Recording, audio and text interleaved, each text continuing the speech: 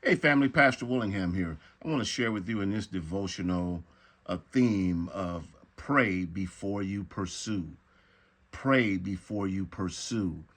You know, many times we are too spontaneous in our actions. You know, whenever a mood strikes us, we'll do things again in a spontaneous manner and without consulting God before we move. And just because we are blessed or just because we are anointed, you know, doesn't mean that we can just spontaneously take any action or do anything at any time. And we see this again in the life of King David. David's powerful. David's anointed. He has God undoubtedly on his side, but David never takes any move that he makes for granted. At every step of the way, he consults God before engaging anything. And it's surprising that when David does it, you know, he gets a variety of responses. There are times when God keeps David in a stronghold and he keeps David hidden from the enemy. There are times, so God will tell David, stay where you are.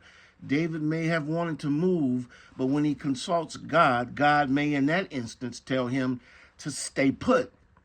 And there are other times when David wants to pursue, and God says, no, because if you go in, you're going to be ambushed, and the situation is set up for you to fail. And had David not talked to God, he would have walked right into an ambush.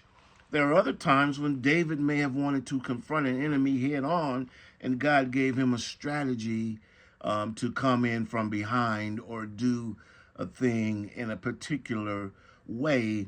And so, even David, one of God's most anointed warriors, had to consult with God before he took action. And it's the same for us.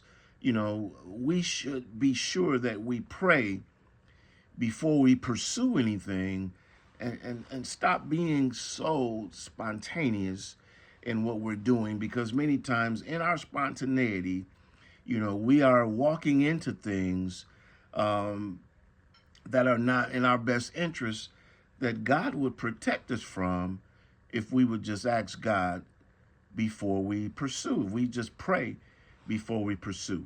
And so, hey, God bless you. Have a great rest of your day, and I'll talk to you soon. Bye bye.